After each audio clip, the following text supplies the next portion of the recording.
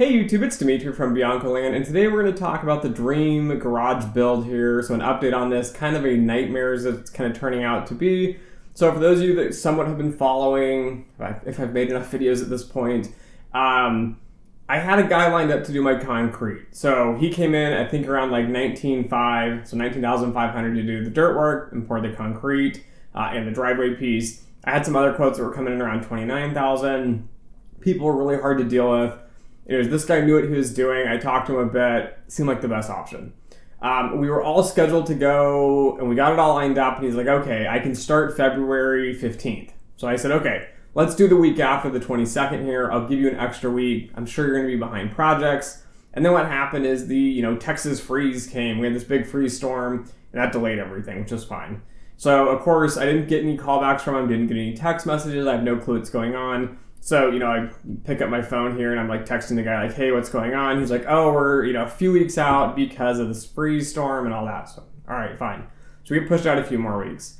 So I text him again at the end of that week, see what's going on. Then I get another, text him again and say, what's going on? He goes, oh, we had some rain and stuff, so we're going to be delayed again. So I'm like, all right, fine. Then text him again a few weeks later. Now we're out, I think, about a month, maybe about 5 weeks now. And I'm like, okay, I need to get this poured. Can you give me an update on what's going on? And he's like, oh, the concrete prices are really high due to the freeze. They just don't have enough cement powder, whatever. Like, okay, fine. So we'll pour the beginning of next week. So Saturday rolls around, haven't heard from him. Sunday rolls around, haven't heard from him. Monday rolls around. At this point, I'm like, I don't know if I should text him again. Like, I'm sure he's getting irritated. I keep checking in, but I just need to get this project poured.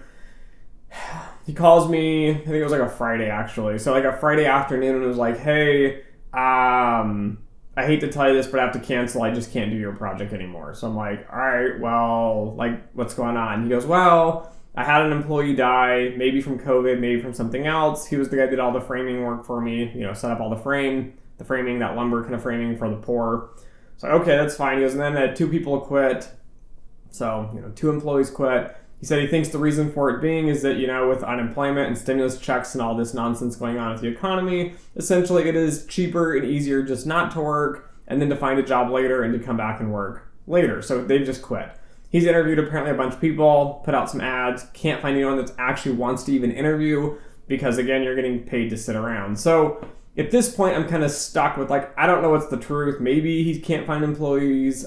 Maybe it was, rain delays and freeze delays and all this other stuff. I don't know. I offered to help him and said, hey, would you come out? If you even had just one other employee, I'm more than happy to help and do the work. He said no, because, if you get halfway through a project and it goes south, it's just going to be an awkward situation. I completely get that, right? I don't want to have someone helping and then they bail last second and then it's how much do you pay them? Do you not pay them? Whatnot. So I get it. So now at this point, it's a mad dash because I want to get the concrete in. I have a 6-month time frame based on the city. If not, they charge you extra money if it takes you longer. So I have to have that final inspection done by the end of 6 months. I believe they issued my building permit January 27th, 28th. So now, and of course I didn't even start till again, February, so I'm not sure why they issued it so early, even when I mentioned it to the city. But I got the permit. I'm in a mad dash now. I got to figure something out. I emailed another guy and said, hey, you've been recommended by the city. They said you've done concrete work for them. Would you mind coming out, giving me a quote? Days went by, never heard from the guy. So, of course, being the backup plan I am, I just went out, rented the tractor equipment, got a bunch of sand delivered, so I think it's 36 yards of sand I'm going to need. It's not just sand, it's foundation, so cushion sand, has clay and salt in the sand, so kind of like a loamy sand mix for foundations. Anyways, so this has just been a huge nightmare. I'm mad dashed. I had to go out and buy a bunch of rebar. Of course, Lowe's wouldn't sell me the rebar because they don't sell 5/8. Go figure. They don't sell anything you need.